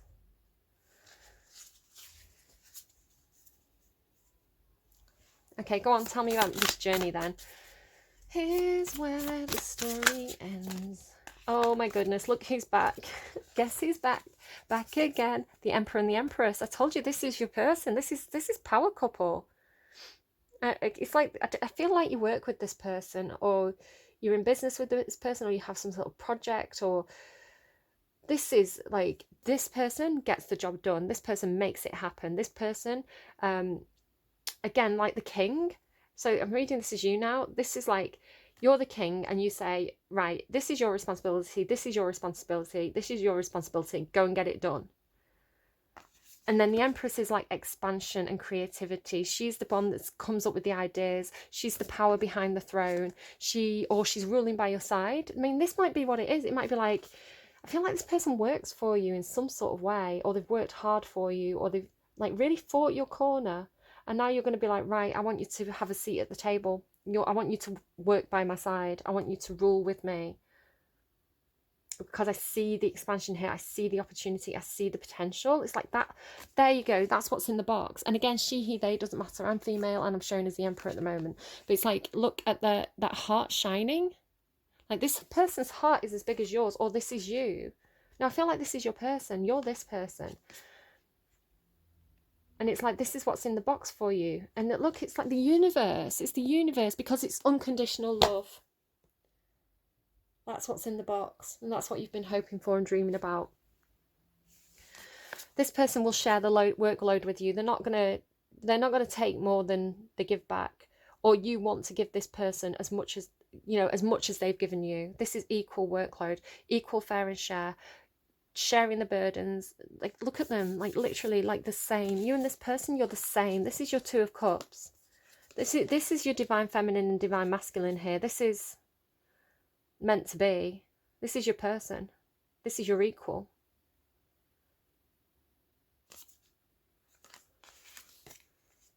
Yeah, because maybe you've both been the wounded warrior. I always say you don't become the Emperor unless you've been the wounded warrior. So, but there is a sense of guardedness that comes with the Nine of Inspiration, and with that Hangman, with the shielding. I feel like because you've been hurt, because of all this business back here, there's still this sense of like being a bit guarded, not quite being at the finish line, but you know how to pick yourself up and keep going. And I feel like this person does as well. So they're playing, I don't know if this came through for someone this week. They're playing Survivor, Christina Aguilera. I thought I knew you, thinking that you were true, but you, what is it, you cashed in on a good thing before I realised your game. So this was someone trying to cash in on you because you're in this king position. But I'm a survivor. I'm going to make it. I will survive and keep on surviving. Wishing you the best. Hope that you are blessed. Because you're walking, look what you're walking towards. It's like you're walking away from that, because this thing, like again, the tower was meant to fall, because you can't have this unless that tower falls. And this is the best you can get. Literally the best you can get. This is heaven on earth. Like, this is your person. So I don't know where you are on this journey. Maybe you're still in this. And maybe you're going towards this, but this is power couple. This is amazing. Or, another way I can read this is you finding this balance in yourself, being the Emperor and the Empress in your own life. Fully taking the wheel, being everything that you need to be. Being really good on your own, being strong on your own, but you've got love to give. So don't close that heart. Right. Reading this again, super long reading, but it's such a good reading. I'm getting amazing readings at the moment. I'm so excited for everybody. It's like everybody's done the work. While Saturn was in Capricorn and we were all learning those like tough love lessons, it's like we've all done the work and now we're getting the rewards. And the reward is being really good on our own, being really strong, being really confident, doing that horrible shadow work that makes us feel icky, but coming out of it like this, like the wounded warrior into the Emperor and Empress. It's like we've all done that work and now we're like we're ready. We're ready for lockdown to lift. We're ready to go out and do the things that we need to do. We're clear. We're in strong energy, and I'm so happy for everybody. And again, if you're not quite here, if you're still sort of over here somewhere, that's okay. It's part of the process. They're giving me, is it Mashiba? It's all part of the process. It ain't no good looking down. Oh, I can't remember it. I'm gonna write it down though. Okay, so I want to know what this is about, because this is sexy energy. I'm reading the Muse of Materials. I don't know, maybe you've got someone who's like, maybe you're dealing with a Capricorn, because they are Earth sign, and they came out with the King of Wands energy again yesterday. Fire sign, where are you? Maybe I need to read the Queen of Voices as well, because you've got a King and Queen here as well. So Queen of Voices might possibly be an air sign. Again, doesn't have to be any of these signs. It could just be the placements or the planets affecting people at the moment. My back is killing me. I need to do some yoga. Queen of Voices, a truth speaker, an honest and astute leader, wisdom, an ability to cut through the bullshit. Swear warning, sorry. Clear vision and clear communication, wit, intelligence, good advice, strategic thinking. Prompt, the voice of feathers. No way. No way. From the east, a wind picks up, and she feels the rustle in her hair, and her senses come alive. Her magic is a little more tangible than some of the other queens, and for her proof-seeking perception, she is grateful. I'm laughing. I'm sorry. I'm laughing because they're showing me. I watched Schitt's Creek, which is a comedy TV show, and one of the women in it is an actress, and I've just watched an episode where she was in a nest or dressed up like a crow cawing, but she'd given really good advice. She'd actually rewritten the script because, sorry, video call, again, it's going to be such a long video, because she was intelligent, because she knew what she was talking about. She rewrote the script and it was successful. So they're showing me her dressed up as a bird in the nest. It's just making me laugh. She unfolds her wings of wisdom and knowledge and stretches, looking out over her domain. She is the Queen of Voices, and she speaks with an intensity so very direct that it cuts right through to the heart of the matter. Her words, like those of an ancient soothsayer, are clever and rife with profound insight. And there, in the wake of a million fluttering clouds, she always seeks the path rooted in truth, integrity, honesty, and gentle knowing. She reminds you to be strategic and direct, to dispel clouded judgment, and to send tiny gusts of helping winds to those in need. Speak what is right with great compassion and honesty, and communicate your truth courageously. There is magic in truth. There is truth in my veins, where my blood speaks in sooth and my mind has no reins. Cool. See, I love the Queen of Swords. It's like the I always say about the Queen of Swords, like, some people can see her as cold, some people can see her as a bit of a bitch, some people can see her as aloof, but if she tells you the truth, she respects you. And if she keeps, she might hold the truth back if she thinks that you can't handle it, but if she will deliver those tough truths. She's the sort of person, like, if you've got lipstick on your teeth and she's your friend, she'll be like, babes, you've got lipstick on your teeth. Or if you come out the bathroom with toilet roll stuck to your shoe, she'll tell you. And yeah, it's embarrassing in the moment, but wouldn't it be worse to be walking through the entire place with toilet roll on your shoe because people aren't going to tell you because they don't want to make you a bit embarrassed, or they don't want to hurt your feelings? The Queen of Voices knows that friendship requires honesty and integrity, and she will tell you. She kind of looks like the girl out of The Great Gatsby. Yeah.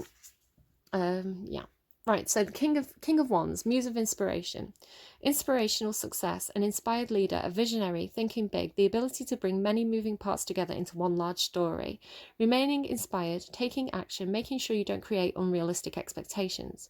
The finish line of the Phoenix. There you go, there's Phoenix energy again, keeps coming through for everybody. So all of us coming out of lockdown, like, I'm a dragon now, I'm a butterfly, I'm a phoenix.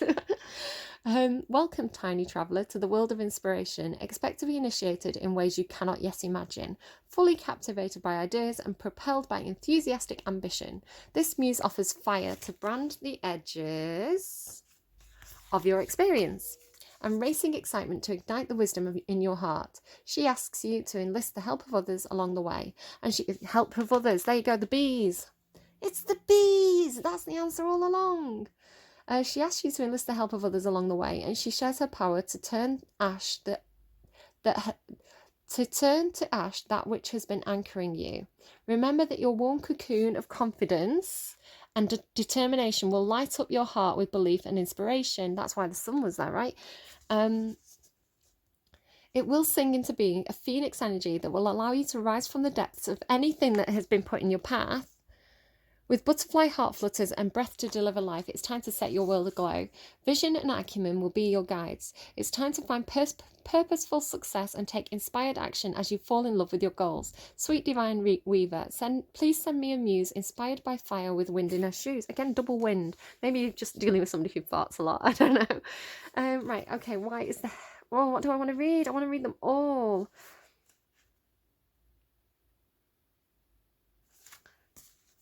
I want to read the Two of Cups, and then I'm calling it a day. You've got so many good cards. I don't know, what do you want me to do? It's going to be a really long reading, but I have cleared up the space on my phone to do it. Should I read all the cards? Do you want me to read all the cards? I mean, it's your choice. If you think this reading's too long, you can always... It's going to take forever to upload. Right, if you don't want to hear all the cards, then, you know, feel free to turn off now. Just remember to leave me a like before you go. Thanks, babes. If you don't want to do that, it's fine. You don't have to do anything you don't want to do. But for those of you that do want to hear this, I'm going to read it because I'm excited and I love this deck. So I'm going to read the Two of Cups, the Hierophant, the Empress, and the Emperor. Two of Cups, love, relationships, friendship, romance, partnerships, connecting with others, soulmates, mutual attraction, catalyst for creative collaborations. Again, I feel like you've got a project or you're working with this person in some way or something, or you've got like a shared goal or something. Consorting with devotion. The Two of Emotions offers a mutual attraction that leaves them floating helplessly in the waters of love and tumbling into the future together. All the feels. That's so funny because I say that all the time. All the feels. They find themselves on the same wavelength, impossibly drawn to this connection that blossoms so easily. With emotions this synced, they know that this connection is one that will mean a lasting partnership. They are ready to commit their hearts for the long term. They collaborate, working and twisting together in ways that allow them to envision and create their blended reality. This pairing is available to you now and requires honest communication, again, and total authenticity, especially if you're dealing with the Queen of Swords, because she'll respect that. It's like, yeah, she doesn't want people who pull the wool over her eyes or mislead her because she won't be able to trust them. It's like, I can't invest in you if I can't trust you. So if you're dealing with someone like that, you have to be open and honest. But I feel like you are, because you're shown as like the King of Swords, right?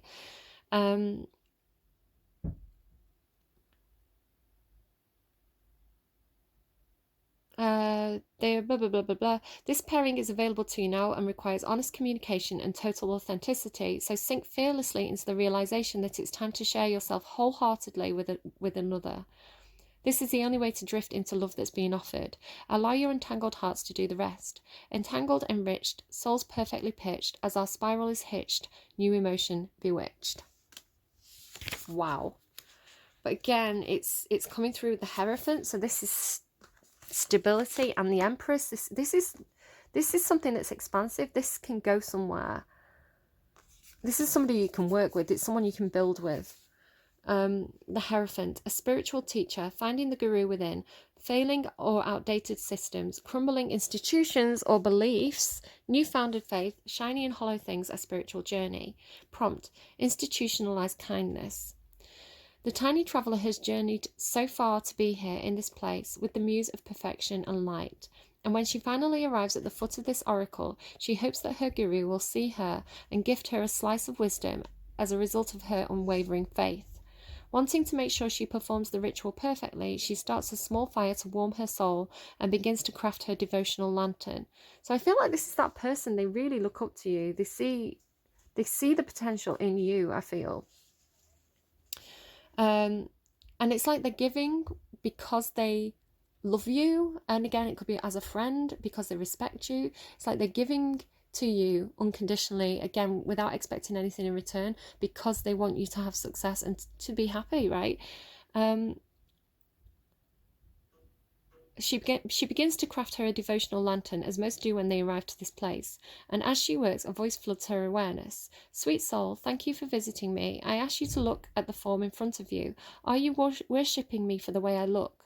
Or are you worshipping me for the way I act? Or do we worship the same? Aren't we the same, you and I? Look at my voice. Can you see my voice closing up? Because somebody has something to say and they're finding it difficult. Because again, just to kind of show you, you don't know what this person wants from you. This is you asking them, thank you for visiting me, but what do you want from me? Are you worshipping me for the way I look, or are you worshipping me for the way I act? Or do we worship the same? Are we the same, you and I? So there's this, you see this person, I feel like they've got you on some sort of pedestal, but you see them as an equal. You see them as somebody that you can work with. They're your equal. They're your Two of Cups. But they're almost like, perhaps they come from a poorer background or something, where they have you up on a pedestal in some sort of way. Aren't we the same, you and I? The muse winks and continues. And therein lies the secret, beautiful heart. I see you. I see your profound, so this is you to them, right? I see you. I see your profound inner wisdom. And I see, because you see them. I see your profound inner wisdom. And I see that now it is time to lead yourself in service. So you're empowering someone here. Dear teacher, sacred mentor, dear loving leader, guide, I am deeply grateful for your heart, untethered net cast wide. God, this story, it's like it could be a novel. Okay, the Empress. Nurturing energy, mothering love from the universe, Gaia and the divine feminine, fertility, healing, self-love, compassion, creating a path that is healing for yourself and for others, unbridled creativity, fruit from the creatrix.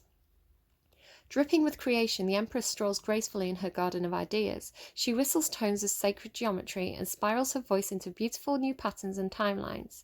Seeds spark, plants begin to shoot, and from somewhere across the distance she hears the voices of singing children who are dancing their futures to life. Smiling, she pulls her hood back and showers their paths with new energy. Planets, worlds, lives, and love spiral out auspiciously from her starseed core, and they spiral out to you. You can access this ancient creator energy and birth your creations from the most readily available resource, love. I'm not joking here. You are made of this same fairy dust and shaped from the elements that originated from deep within her Big Bang heart. Use her musings to bring you the most oh my god, I'm getting that like cold, like warm energy. It's like tingles. Use her musings to bring your most exquisite visions into being. Her golden seeds are, after all, everywhere. Or wait, did you think those seeds were lemons? She muses. What a wonderfully perfect day to make some lemonade. All the creative and all the dreams, bubbles and musings from earth, life full of creation she flows from the seams, spillings and brewings of birth. Okay, we're going to do the Emperor, and then I'm going to have to move because my back is killing me and I need to do some yoga. Success and structure, leadership, the divine masculine, planning and delivering, building and expanding an empire, legacy, a business person, a visionary, a provider, the time for strategic thinking. This is you. Bedrock of strategy. She strums her fingers and sends a quartet of Borealis strings out into the sky. A simple joy, but one that she happily gifts the people below. So, happily gifts the people below, right? The lights serve as a reminder that there is a symphony of life around them, a bigger plan that's not always evident from every vantage point. She steps onto the solid landscape with all the strength and harmonic leadership that a powerful Emperor Muse can bestow, sharing her secrets of success with you. Lead confidently. Oh my god, you can't make it up. Lead confidently, graciously, empower those around you to do their very best work. Be a guardian, a provider, a steward. Revisit how you care and provide for yourself. Look, ruling with compassion, ruling with love, ruling because you want the people you rule to be happy. So again, it could just be that you're the head of a household, or you know that you've got a leadership position at work, but it's beautiful. This is what you want from a leader. This is who you want to lead you, whether they're a king or a politician or whatever it is. Like, this is, if this is you, don't ever doubt that you deserve to be in a leadership position, because you're leading with the heart. And then her heart lights up when she sees the happy earthly hums from the people below. The glow of contented dreams warms the top of the mountains, and peace fills the valley below as they realise they are protected, fostered and safe. Authority, stability, these things provide. Control, vision now, and claim your lead. Protect and feed your goal. So with the Hierophant as well, it's like you're providing some kind of structure here, or creating some kind of structure, or it's your destiny to provide some kind of structure, some kind of framework, to draw up rules that are equal and fair, so that people, you know, sometimes people like to rebel against rules, and you can understand that. Again, maybe this is again something to do with looking at things from a different perspective, but having structure, having framework, having predictability. Do you know, I was picking up on that fostered, so maybe you literally are going to foster children, but it's like the community, whatever it is that you're fostering, by you taking the lead in a very loving and compassionate way, in a very open, forgiving, nurturing, unconditional way, those rules and boundaries create this feeling of stability where people know their place, they know what's expected of them, they know the rules, they know how to get into a place where they can be rewarded. But it's also about not ostracizing people, not cutting people out, not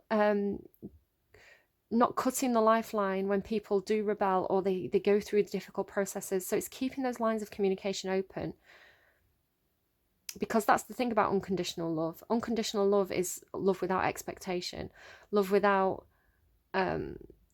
rules. So it's like providing rules for people to follow without enforcing them in a tyrannical way. All right, Aquarius, very cool reading, very, very cool reading. I hope this is your reading. I hope that you took a lot from it. Feels amazing. And I hope that if you are starting to see this potential and this place that, you know, some people have greatness thrust upon them. I keep saying that and it's a joke, but it's literally what's happening here. It's like you've found yourself in this position, or you're working yourself, maybe you're working yourself intentionally towards this position, and you're seeing the people in your community now that you can reward and recognize and help, and bring up to part of your support team. I was waffling in that bit that cut out about Richard III and about how his kind of like, he has flatterers. That's what I want to say. So again, longest reading ever. I'd be surprised if any of you have made it this far. If you have, extra love to you. I'm not going to use that God and Goddess deck because I don't think I need, maybe I will. I'll just pull a card and we'll leave it there. But so again, I did a reading off camera. I feel like I've got like 2 readings now that I kind of want to recreate on camera and kind of go through with you. But that was all about, it had like Zeus and Zeus and Thor, and who was Thor's dad. It was like 4 characters, and they were all about leadership, leadership and wisdom, and delegation. So it's about, so you're creating a team of people who are your equals and who share a vision and a goal. You want people who are going to put in the work, and you're going to reward them for it. So the thing with Richard III was the people that were around him, the people who were his advisors and friends, gave him bad advice, and they cut and run when the going got tough. You want people who stick around when the going gets tough. And you want people who give you the truth. You want people who have integrity, who give you the truth, who give you, you know, the cut and dry of the situation, you know, cold hard facts, because that helps you to be able to see clearly, to rule correctly. You need the information. A good ruler needs that information. So you want to surround yourself with people who are like this and who are like this, right? And I feel like you're creating a team. All right, really cool. And I'm going to leave it there. No, I'm not going to leave it there. I'm going to pull you a goddess and a god. So the Emperor then. The Emperor. Let's get a card for the Emperor. So advice for the Emperor, please. Because you're special. Advice for the Emperor, please. Okay, got like loads of cards. So you've got Odin. That's who it was. Odin, guidance. Hades, death. Okay, that's there. Dionysus, ecstasy. The Lover's card.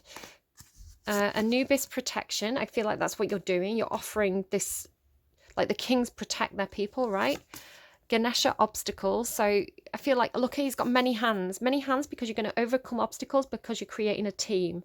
You're creating a community. It's about, you know, the boat sailing on the backs of the people. It's like when you work together, you can move things. And Garuda, travel. So maybe this an Eros, love. Oh, yes, what a perfect way to end it. Who doesn't like erotic as an end? So yeah, brilliant. So you maybe have, it may require travel. You may have to travel for work or something like that, which may explain why you've got to have the many hands, right? Who steers the ship while you're gone? Okay, cool. I'm gonna leave that there because, yes. And then what else do we have? We have the Empress. So let's get a card for the Empress, or several cards as the case may be. So tell me about the Empress then. Advice for the Empress. Okay. Oh my goodness. Okay, I'm excited already. So the Empress has Lakshmi, prosperity. Again, many hands, right? Many hands make light work. Okay, I'm going to have the best for last. Well, what I think is the best. You've got Artemis, individualization. So not being afraid to be who you are, to be authentic, to be independent, to go out alone. It's funny because you've got the opposites. Yemaya, hope. Again, hope. Hope is in the box. Don't give up on hope. And Aphrodite, self-love. So I touch myself. But yeah, the ability to love yourself, to be able to know your own worth, know your own value. And don't be afraid, right? Don't be afraid of, you know, the pride there. Yeah, don't be afraid of putting yourself on your own pedestal. But you've got Eros love and Aphrodite. Do what I need to say anymore. Right, okay, I'm going. Best of luck with that. Leave me a like, leave me comments if you like that reading. If it wasn't your reading, at least I hope you enjoyed the story. And I really enjoyed that. Now I've got to cobble it all together and get it uploaded. And I'm sorry it's going to be late, but I really needed that sleep yesterday. So yeah, okay. Take care. See you again soon. Bye bye, Aquarius. All the love. Right, bye.